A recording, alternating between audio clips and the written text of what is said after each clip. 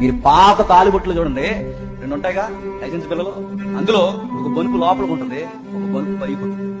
లోపలికున్న బనుపు ఏంటంటే స్త్రీ మానానికి గుర్తు, బయటకు బనుపు ఉన్న దానికి గుర్తు ఏంటంటే పురుషుని యొక్క అంగానికి గుర్తు. ఎవరి ఆది పురుష స్త్రీలంటే ఆది దంపతుల పేర్లు, వాళ్ళ నుండి ఉత్పత్తి క్రమం జరిగిందని దానికి గుర్తు చేస్తారు లైసెన్స్ పిల్లలు. అది భయంకరమైన విగ్రహాచారం కనుక పరిశుద్ధ దేవునికి ఇష్టం లేదు కనుక ఖండించు. ఇప్పుడు మన ఇంట్లో ఆడవాళ్ళు కూడా మంగళసూత్రం వేసుకుంటారండి. మంగళసూత్రం పాపం అంటారు వీళ్ళు.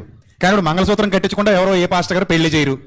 ఆ మంగళసూత్రం హిందూ సంప్రదాయం, దాన్ని అసలు భారతీయ సంప్రదాయం అంటున్నారు కాదు, హిందూ సంప్రదాయం. హిందూ సంప్రదాయం మంగళసూత్రం మీరు కట్టించట్లేదా? బోలెడు మంది కట్టిస్తున్నారు, మరి దాన్ని పాపం అని అంటారా అనే ఇక్కడ క్లారిటీ ఇవ్వాలండి. అలాంటి పెళ్లికి ఈయన కూడా వాక్యం చెప్పడానికి వెళ్ళాడా? ఎవరో బీరబాబు కూడా వెళ్ళి వాక్యం చెప్పొచ్చాడు. మరి అక్కడ ఎందుకు చెప్పలేదు మంగళసూత్రం గురించి? 4 పీకి పంపిస్తారు కదా. సో కాబట్టి ఇది హిపోక్రసీ, ఇది వేషధారితనం వద్దది. ఆ తమ్ముడు నువ్వు ఎంత తొందరగా మార్చుకుంటే అంత మంచిది. ఓ రెడీ అబ్బా పెట్టావు కదరా ఫిట్టింగ్.